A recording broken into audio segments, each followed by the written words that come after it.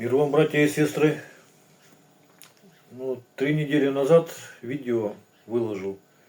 Дикая финка называется.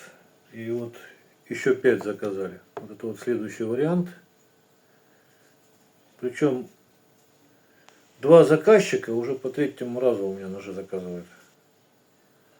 Вот такая финочка получилась. В Питер поедет. Евгения. То есть так покажу. В ножнах держится очень плотно. Ножны из толстой кожи лося.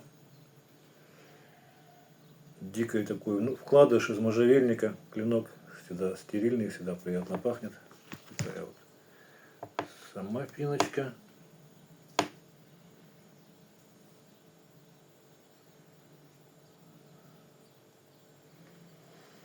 Вот, и приступим к испытанию. Вот это вот рог лося.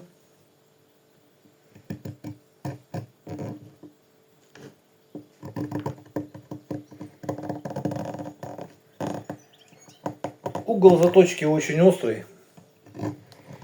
Сразу говорю, этот инструмент не для шинкования рельсов и не для высечения памятников из гранита. Но так вот стойкость при таком угле заточки, который очень острый, он режет, то есть по дереву так вообще просто изумительно. Вот такие вот стружки большие отрезает прям видно, наверное. Вот, сейчас еще покажу вот так.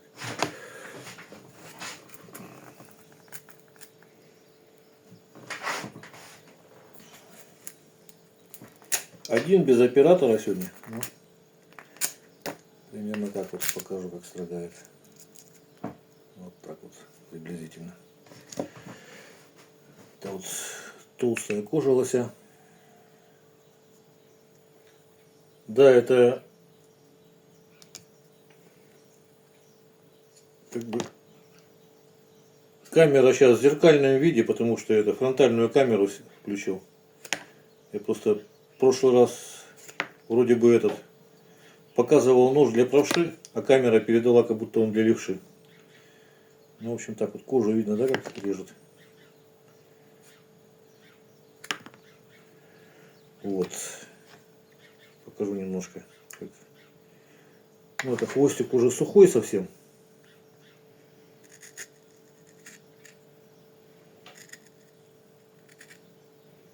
Тем не менее, видно, да, что вот волос режет вообще просто замечательно. Так, уже показал. И это вот обычный магазинный чек.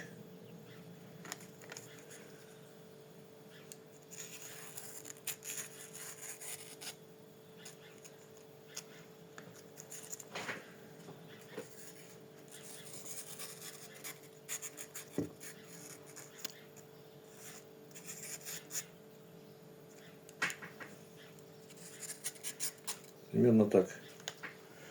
Из ухода, значит, правим. Ну, я сейчас покажу на весу, так этого делать нельзя, конечно, лучше на что-то его положить. Но вот по плоскости с двух сторон ровный брусочек, кусок наждачки на нее.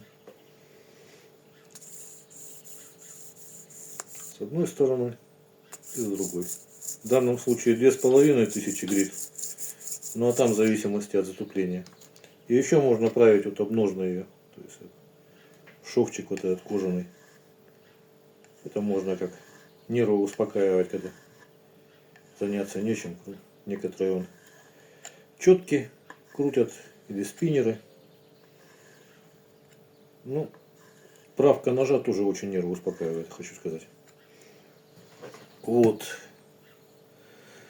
Металл, значит, здесь 9ХФ или 9ХС. Рукоять сувель березы. По-якутски немножко сделано, короче, тут. То есть клинышки и эбоксидка, хвостовик длинный, почти до конца доходит. Вот. И смазка такая у меня продается, если надо, обращайтесь. Смазывайте ей клинок. аккуратно, чтобы не порезаться. То есть таким вот образом примерно, то есть по направлению как бы к острию, а не вот острие, иначе порежетесь.